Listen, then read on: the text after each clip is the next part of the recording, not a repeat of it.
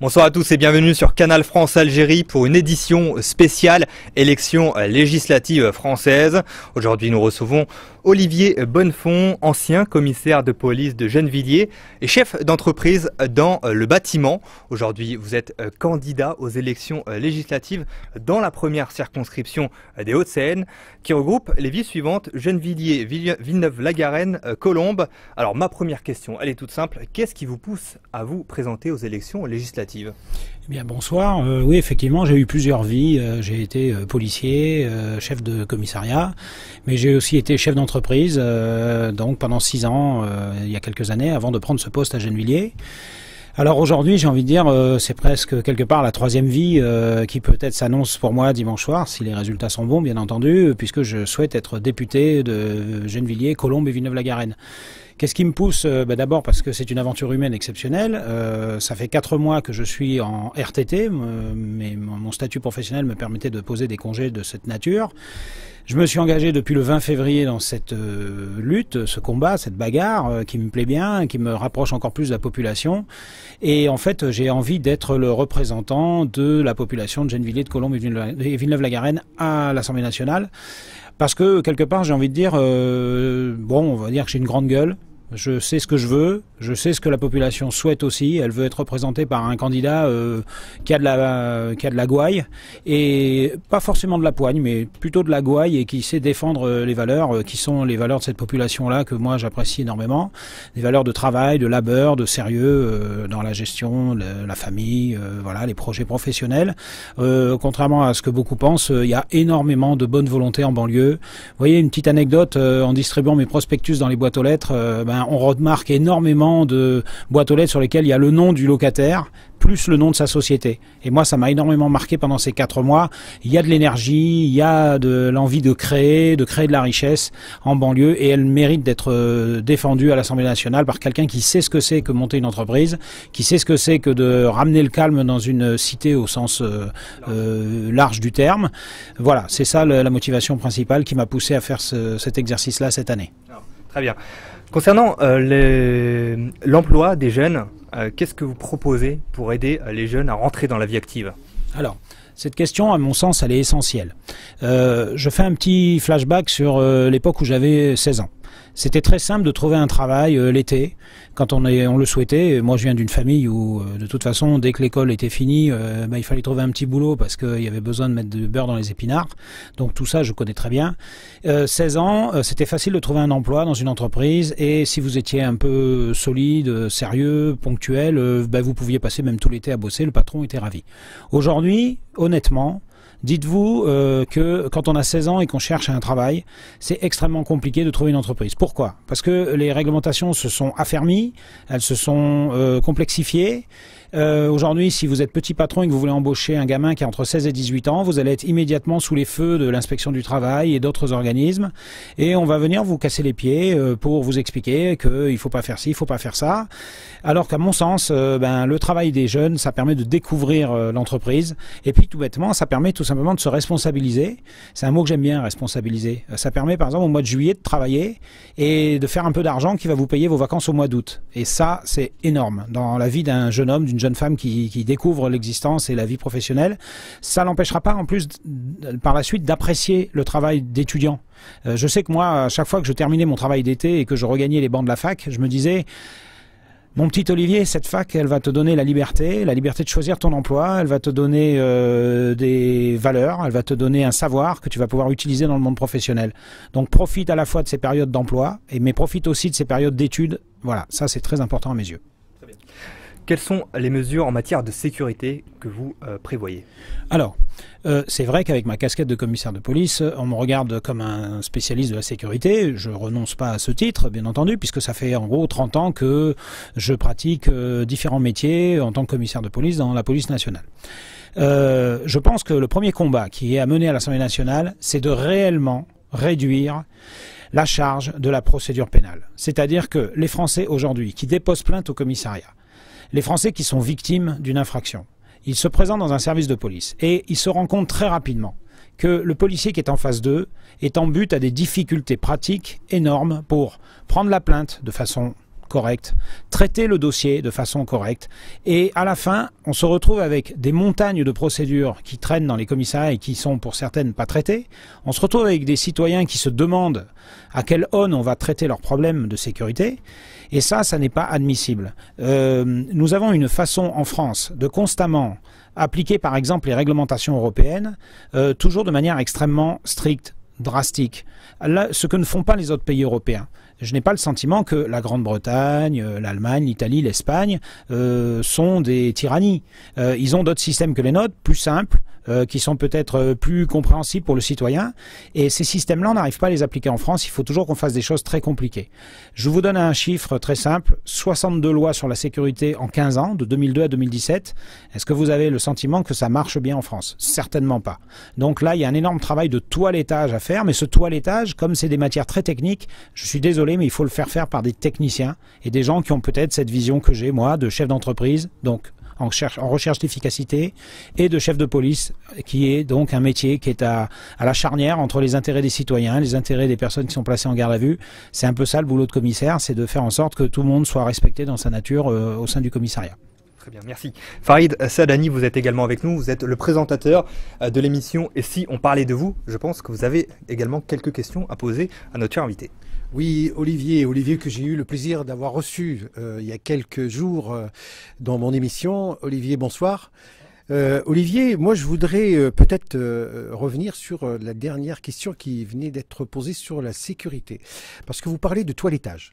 À chaque fois que nous avons vu, en tous les cas, des ministres arriver dans les nouveaux gouvernements, voire même certains présidents de la République avaient parlé de toilettage, de nettoyage au Karcher à travers les problèmes liés à la sécurité qui se posent dans les banlieues et particulièrement les banlieues des grandes agglomérations telles que la région parisienne et voire même peut-être au-delà de la région parisienne, voire aussi sur l'ensemble du territoire. Autant qu'ancien commissaire, vous étiez en contact direct. Et quelles sont justement les attentes de vos concitoyens pendant la campagne là, que vous avez commencé depuis quelques jours maintenant? Quelles sont justement les attentes en termes de sécurité qui souhaiteraient voir peut-être, si vous étiez élu, que vous puissiez porter? Alors, je pense que le débat sur le Karcher et sur le nettoyage, le toilettage de la loi, c'est pas la même chose à mes yeux. Il y a une expression politique un peu médiatique d'un côté. Moi, je parle d'un vrai toilettage technique qui consiste à rendre les textes efficaces et compréhensibles pour la population. Qu'est-ce que j'entends sur le terrain depuis 4 mois? J'entends des citoyens qui me disent on ne comprend pas pourquoi ceux qui polluent la vie des autres n'assument pas, par exemple, financièrement leur comportement. Et pourquoi ce sont les gens, entre guillemets, bien, qui respectent les autres, qui, eux, doivent assumer financièrement les comportements déviants. Moi, je suis persuadé qu'on pourrait utiliser, par exemple, davantage la filière de l'amende contraventionnelle et du tribunal de police. Vous savez que les commissaires de police siègent dans les tribunaux de police toutes les semaines dans tout le pays, et ils font un travail remarquable de paix publique, de juge de paix avec le magistrat de proximité qui est là à leur côté. Et ça, ce travail-là, il est négligé. Il n'est pas assez utilisé. Pourquoi? Je ne sais pas trop l'expliquer. Une chose est certaine, c'est que lorsque le citoyen qui a commis une infraction contraventionnelle passe au tribunal de police, il en ressort en général avec une amende qui tape au portefeuille. Et tout le monde sait, c'est du bon sens. Tout le monde sait qu'en France, il faut taper au portefeuille pour que les gens comprennent que ça ne va pas. Eh bien, cette politique-là, il faut la développer ardemment. Tout le monde, justement, dit que les lois, trop de lois tuent la loi. Seriez-vous d'accord pour un retour d'une police de proximité, Monsieur Bonnefond? Alors, cette police de proximité, c'est une espèce d'arlésienne dont parlent tous les politiques. Moi, je suis partisan d'une théorie qui est très simple. À mon sens, toutes les polices de sécurité publique dans le pays sont proximes. J'entends par là que vous pouvez rentrer dans n'importe quel commissariat en tant que journaliste, poser la question aux policiers, est-ce que vous connaissez les délinquants de votre ville? Ils vont vous répondre, mais oui monsieur, nous les connaissons par cœur. Ce sont toujours les mêmes personnes que nous voyons et que nous traitons à longueur d'année. Ça, cet aspect proxime de la police, il est existant partout, que vous l'appeliez proximité ou pas. Je pense que dans le problème de la police de proximité aujourd'hui, ce que les citoyens regrettent, c'est par exemple la voiture de police qui tourne sans jamais mettre pied à terre, sans jamais aller au contact des commerçants, sans jamais aller au contact des gardiens d'immeubles, sans jamais ne serait-ce qu'aller au contact des gamins qui parfois traînent à des heures indues au pied de l'immeuble. Je pense que le jour où on va pouvoir remettre les policiers à ce genre de mission, on va beaucoup gagner en relation avec la population. Alors vous allez me demander, mais pourquoi on ne le fait pas? Eh bien tout simplement parce que depuis quelques années, on a utilisé notre police de sécurité publique à faire tout et n'importe quoi. Au plus fort des crises des attentats, on les utilise à garder des lieux publics, à garder des établissements privés même. Qui sont sensibles. Ça, à mon sens, ça ne peut pas recréer du lien social. Parce que pendant que le policier il est bloqué à faire une statique, comme on le dit dans notre métier, eh ben, il n'est pas au contact de la population et il a au bout d'un moment le sentiment qu'il est utilisé à des missions qui sont dévoyées. Et je pense qu'il faut absolument que l'équipe gouvernementale qui est en place depuis quelques jours comprenne en matière de sécurité que les policiers veulent absolument eux-mêmes se rapprocher de la population au travers de missions qui sont utiles au plus grand nombre. Ils ne veulent pas être utilisés à des missions statiques qui sont vraiment dénuées de sens. Et vous ne pensez pas justement qu'en termes d'effectifs, il y a quand même un problème au niveau des commissariats dans certaines villes, particulièrement telles que les Hauts-de-Seine, sur les villes de votre première circonscription?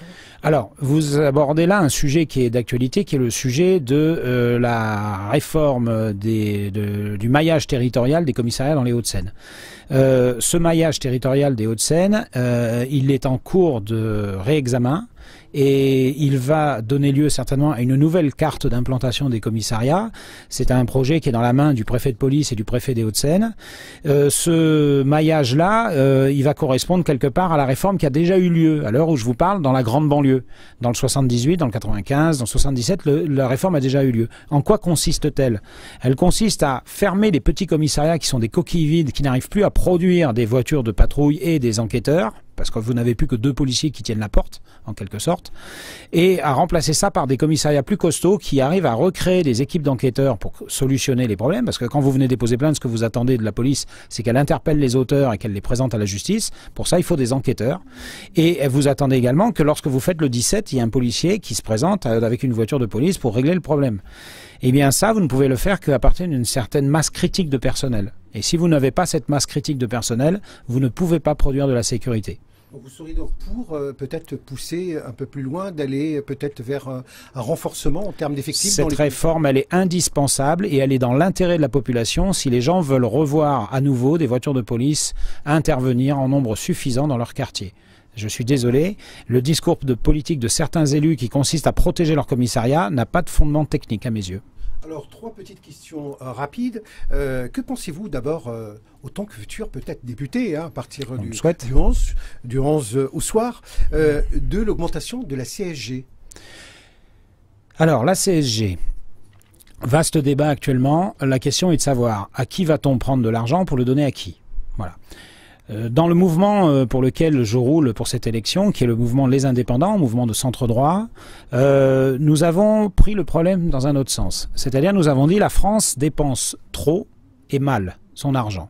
C'est un pays riche, c'est un pays puissant, c'est un pays qui a une forte capacité à lever l'impôt. Eh bien cet impôt que tout le monde paye, parce que je rappelle à nos auditeurs que quand vous allez faire vos courses au grand magasin, 20% de votre caddie c'est la TVA, et cette TVA elle va alimenter les différents vases communicants. Cet argent, je pense qu'il faut l'utiliser mieux et arrêter une dépense qui est parfois inconsidérée et qui est fondée sur un millefeuille très français, mais très coûteux. Donc cette CSG, elle pose problème là actuellement, puisque dans les programmes qui sont développés, certains ont vu que les retraités allaient perdre du pouvoir d'achat et qu'on allait reverser de l'argent aux actifs.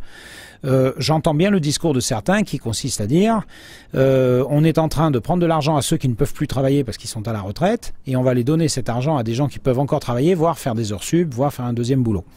Je pense que cet argument il mérite d'être étudié. Pour ma part, je considère qu'on a passé un contrat entre l'État et les retraités. On leur a demandé de travailler pendant 35 ans. On leur a dit tu vas travailler de telle date à telle date et à la fin tu vas prendre ta retraite et on va t'assurer une retraite de temps.